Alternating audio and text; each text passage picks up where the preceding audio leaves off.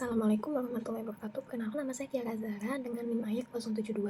Pada praktikum kali ini saya menganalisis asupan zat gizi menggunakan metode Estimated Food Record. Jadi metode Estimated Food Record atau EFR ini merupakan salah satu metode dalam survei konsumsi pangan, di mana ia bersifat kuantitatif, yakni mengetahui jumlah dari makanan dan minuman yang dikonsumsi, dan bersifat prospektif, yaitu di mana enumerator ini mencatat makanan dan minuman yang akan dikonsumsi oleh responden. Responden ini harus mencatat makanan dan minuman tiap kali makan, sehingga di sini dapat diketahui secara real time untuk kebiasaan konsumsi responden. Untuk metode ini minimal dilakukan 3 hari, lalu enumerator nantinya akan mengestimasi berat atau besar porsi dari foto makanan yang dikirim oleh responden atau URT yang telah dituliskan oleh responden. Berikut merupakan identitas responden yang saya analisis, yaitu ada Nona QRQS. Saya melakukan wawancara untuk pengambilan data ini di hari Selasa, Kamis, dan juga Sabtu, tanggal 16, 18, dan 20 September. Diketahui untuk besar BMR atau basal metabolic rate dari Nona QRQS adalah 1705,51. Selanjutnya, berikut merupakan tabel yang menggambarkan makanan dan minuman apa saja yang dikonsumsi oleh Nona QRQS selama 3 hari. Dapat dilihat bahwa semua makanan yang dikonsumsi oleh Nona QRQS ini didapatkan dengan cara dibeli atau yang lainnya, karena tidak ada berat mentah yang dimasukkan oleh Nona QRQS. Dan di sini dapat diketahui bahwa mayoritas makanan dan minuman ini banyak dikonsumsi di hari pertama, yaitu di hari Selasa. Makanan dan minuman yang dikonsumsi dapat di-breakdown menjadi jenis bahan makanan yang nantinya akan dihitung menggunakan TKPI atau Nutri-Survey untuk mengetahui kecukupan asupan zat gizi dari Nona QRQS.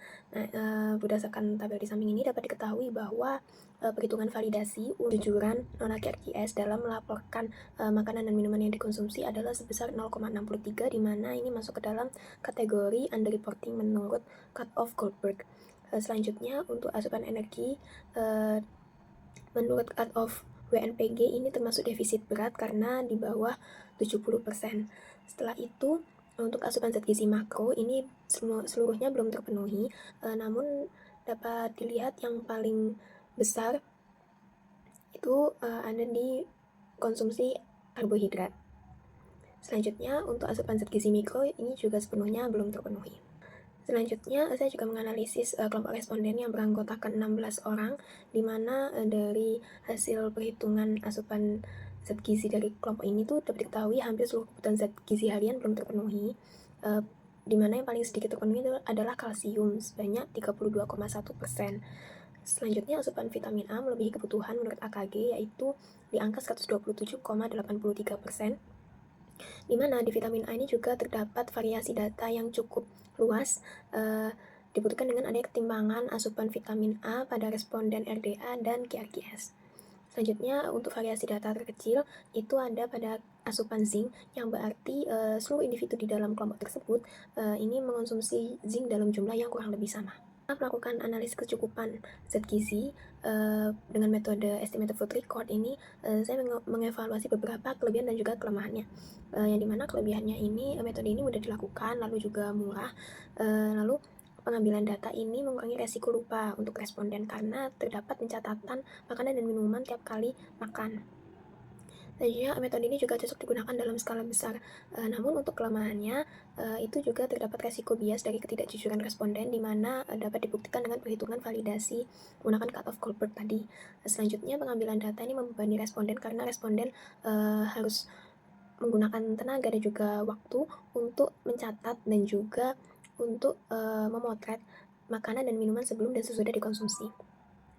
Dan terakhir, metode ini tidak cocok untuk responden dengan tingkat pengetahuan rendah. Berdasarkan hasil praktikum kali ini dapat disimpulkan bahwa seluruh kebutuhan zat gizi harian belum terpenuhi, baik pada responden Nona QRQS dan kelompok responden. Diperlukan evaluasi dari segi variasi dan juga frekuensi makan dalam sehari untuk memenuhi kebutuhan zat gizi harian. Dan juga saran, enumerator harus lebih teliti dalam mengestimasi besar porsi yang dikonsumsi oleh responden. Yang kedua, enumerator dapat menggunakan alat bantu visual seperti food model atau buku foto makanan untuk estimasi besar porsi. Dan juga perhitungan zat gizi dapat dibandingkan dengan perhitungan dari software gizi seperti NutriSurvey agar hasilnya bisa diketahui lebih akurat. Berikut merupakan daftar pustaka atau literatur yang saya gunakan untuk menyusun laporan praktikum kali ini. Sekian dari saya, terima kasih. Mohon maaf apabila ada kesalahan. Wassalamualaikum warahmatullahi wabarakatuh.